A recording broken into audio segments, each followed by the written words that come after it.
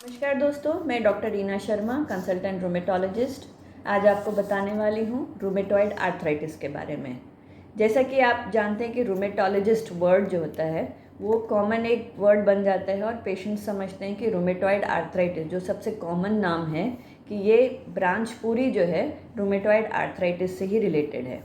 मैं जब exam pass करके पहला जब मैंने ज्वाइन किया था तब वहाँ पे मेरे एक स्टाफ ने मुझसे पूछा था कि मैडम एक डिज़ीज़ को ट्रीट करने के लिए हॉस्पिटल ने एक डॉक्टर को एम्प्लॉय कर दिया है। सो मुझे समझाना पड़ा था कि rheumatoid arthritis is not equal to rheumatology. Rheumatoid arthritis एक बीमारी है पूरे रूमेटोलॉजी के स्पेक्ट्रम में। हाँ, नाम सेम है पर rheumatoid arthritis is one of the arthritis. ऐसे 100 टाइप के आर्थराइटिस होते हैं। सो आज हम जानेंगे रूमेटॉइड आर्थराइटिस के बारे में। तो सबसे पहले रूमेटॉइड आर्थराइटिस होता किन को है?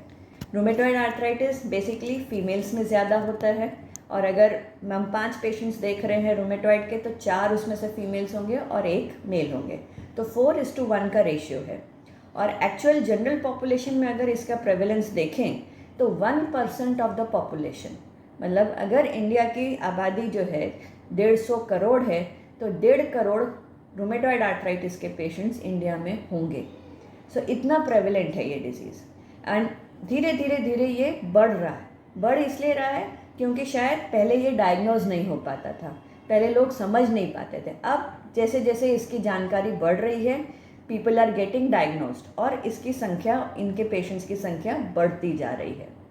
सो अब रूमेटॉइड आर्थराइटिस एज क्या है? 20 to 40-50 ईयर्स के बीच में ये बेसिकली लेडीज़ को इफ़ेक्ट करता है। जो हम नॉर्मली क्लिनिक में देखते हैं कि या तो लेडीज़ डिलीवरी के बाद इस प्रॉब्लम से सफ़र करना शुरू करते हैं या दूसरा टाइमलाइन आता है मेनोपॉज के पास। तो ये 2 टाइम फ्रेम्स हैं जब ये डिज़ीज़ शुरू हो सकती है। पर ये कोई हार्ड एंड फास्ट रूल नहीं है, ये कॉमन बात मैं बता रही हूँ। हो तो कोई भी एज में सकता है। हमारे पास एक लेडीज़ हैं जो 80 ईयर्स की एज में पहली बार उनको डायग्नोज हुआ, but maximum patients 80% of the patients ऐसे होंगे जिनको 20 से 50 ईयर्स के बीच में इस डिज़ीज़ की शुरुआत होती है। अब इसके लक्षण क्या होते हैं? तो ये डिज़ीज़ ऐसी है जो हाथ के जोड़ों को, छोटे छोटे जो उंगलियों के जॉइंट्स हैं, कलाई है, कोहनी है, ऐसे कंधा है, घुटने और पैर के जोड़, एंकल्स और उंगलियां पैर की जो हैं, इन जॉइंट्स को ये इफ़ेक्ट करती है। और ये कैसे इफ़ेक्ट करती है? तो इन जोड़ों में स्टिफनेस आ जाएगी, सूजन आ जाएगी और इनको हम दबाएंगे तो पेन होने लगता है। तो एक एक लक्षण को मैं थोड़ा एक्सप्लेन करती हूँ। तो सबसे पहली बात, दर्द होना। तो जो दर्द होता है, नॉर्मली क्या होता है, कई बार हम ज़्यादा लिखते हैं, लेडीज़ किचन में काम करना पड़ता है, सिलाई बुनाई का काम करते हैं, तो वो उंगलियों का दर्द अलग है। ये वाला जो दर्द होता है, जब आप कुछ काम नहीं भी कर रहे हैं तो भी उंगलियां दर्द करती हैं। और सबसे ज़्यादा दर्द जो होता है सुबह जब सो के उठते हैं, मतलब सुबह उठने में ब्रश पकड़ने में भी दिक्कत आती है लेडीज़ को, क्योंकि मुट्ठी ही नहीं बनती, हाथ इतने स्टिफ हो जाते हैं। और साथ में अंदरूनी सूजन भी रहेगी। सूजन रहने की वजह से भी पूरी मुट्ठी नहीं बनती, क्योंकि वो उंगलियां मोटी मोटी सी फील होने लगती हैं। तो एक एक एक्टिविटी करने के लिए मॉर्निंग में लेडीज़ को काफ़ी प्रॉब्लम होती है। बट जैसे जैसे धूप चढ़ेगी, जैसे जैसे दिन बढ़ेगा, ये उंगलियां फ्री होने लगती हैं। मतलब जब काम करेंगे तो पेन कम हो जाएगा, काम नहीं करेंगे तब पेन बढ़ जाता है। सेकेंड थिंग, जो सूजन जो होती है ये भी सुबह से शाम में वेरिएबल रहती है। कभी सुबह उठेंगे तो ज़्यादा सूजन रहेगी, दोपहर होते तक सूजन कम हो जाएगी, फिर शाम चढ़ते चढ़ते फिर सूजन वापस आ जाती है। थर्ड थिंग, जब भी हम कोई एक्टिविटी करते हैं, या जैसे हमने आटा गूंदा, रोटी बनाई, या कोई ने आके शेक हैंड्स कर दिया, तो उन सब कर एक्टिविटीज़ में पेन होता है। तो ये सब काम डेली एक्टिविटीज़ जो हम बोलते हैं ना, activities of daily living, ADL, ये करने में लेडीज़ को काफ़ी प्रॉब्लम होती है। तो ये तो सिर्फ हाथ के जोड़ों की बात हुई। यही सब प्रॉब्लम रिस्ट में, एल्बो में, शोल्डर में, घुटनों में, ये सब प्रॉब्लम आ सकती है।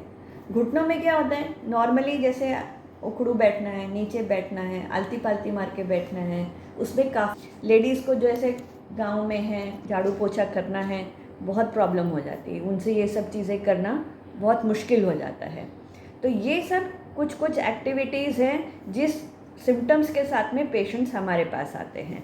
और इनका हम जब क्वेश्चनिंग उनसे करते हैं कि भाई आपको यहाँ दर्द होता है, यहाँ स्टिफनेस होती है, यहाँ सूजन, जब हम चेक करते हैं तब हमको अंदाज़ा आता है कि हाँ शायद इनको ये रूमेटॉइड हो सकता है। अब ये सब अगर आपको सिम्टम्स हैं तो आपको ज़रूर रूमेटोलॉजिस्ट को दिखाना चाहिए। आप जब भी रूमेटोलॉजिस्ट के पास जाएंगे, ये सिम्टम्स के आधार पे वो आपको चेक करेंगे। उसके बाद आपको कुछ टेस्ट के लिए बोला जाएगा। टेस्ट जो होते हैं कंफर्म करने के लिए होते हैं कि ये रूमेटॉइड का ही सिम्टम है या कुछ और प्रॉब्लम तो नहीं है, क्योंकि ऐसे सिम्टम्स और 30-40 टाइप के अलग अलग आर्थराइटिस में आ सकते हैं। तो रूमेटॉइड आर्थराइटिस के जो 2 मेन टेस्ट होते हैं, जिसको आप नॉर्मली जानते भी होंगे, एक RA फैक्टर बोल के टेस्ट होता है। अभी RA फैक्टर जो है ये अगेन कंफर्मेटरी टेस्ट नहीं है। अगर RA पॉजिटिव है आपका तो इसका मतलब ये नहीं कि आपको गठिया हो ही गया। बाई चांस गलती से आपका टेस्ट हो गया और पॉजिटिव आ गया, इसका मतलब ये नहीं कि आपको आर्थराइटिस है। अगर आपको सिम्टम्स हैं और RA भी पॉजिटिव है तो वो RA की कैटेगरी में फिट बैठेगा। इसके अलावा और भी टेस्ट होते हैं। एक anti-CCP बोल के हम टेस्ट करते हैं, थोड़ा कॉस्टली है but that is a perfect test for diagnosis of rheumatoid arthritis. अब ये दोनों टेस्ट और रिपोर्ट्स को कैसे इंटरप्रेट करना है वो मैं आपको और डिटेल में बताऊंगी आगे के वीडियोस में, क्योंकि अगेन ये पूरा एक अलग टॉपिक बन जाएगा, क्योंकि हम डिटेल में जाएंगे तो बहुत बड़ा हो जाएगा वीडियो। अब जानना है कि रूमेटॉइड जो है ये सिर्फ जोड़ों पे इफेक्ट नहीं करता। रूमेटॉइड का असर जो है ये धीरे धीरे धीरे करके बाकी सिस्टम्स पे भी बॉडी में इफ़ेक्ट कर सकता है। जैसे आँख पे आ सकता है, लंग्स पे आ सकता है, किडनी पे आ सकता है और नसों पे इफ़ेक्ट कर सकता है, मसल्स पे इफ़ेक्ट कर सकता है। So rheumatoid is not just limited to joints. धीरे धीरे धीरे धीरे करके ये जॉइंट्स में से निकल के बाकी सिस्टम्स पे भी इफ़ेक्ट कर सकता है। इसका भी डिटेल मैं आपको ज़रूर बताऊंगी कि इसको आगे हमको कैसे ध्यान में रखना है चीज़ों को। इसका हम डायग्नोसिस कैसे किए आज मैंने आपको बताया। इसके ट्रीटमेंट, क्या खाना है क्या नहीं खाना है, और भी सिम्टम्स में हमको क्या क्या ध्यान रखना है, इसकी भी जानकारी मैं आगे के वीडियोस में आपको बता दूंगी। क्योंकि ये वीडियो आपको बहुत लंबा लगने लगेगा, बोर हो जाएंगे, तो आज के लिए इतनी ही जानकारी काफ़ी है कि रूमेटॉइड आर्थराइटिस के बेसिक ट्रीटमेंट और सिम्टम्स क्या हो। तो आगे की जानकारी रूमेटॉइड के बारे में आप जानते रहें, उसके लिए ज़रूरी है कि आप मेरे चैनल को लाइक करें, सब्सक्राइब करें और शेयर ज़रूर करें। और मेरा ईमेल भी डिस्क्रिप्शन बॉक्स में है। आपको और आपकी तरफ से भी कुछ क्वेश्चन पूछना हो, पर्टिकुलर कोई चीज़ के बारे में आपको जानकारी लेनी हो तो ज़रूर मुझे लिख के भेजें। Thank you.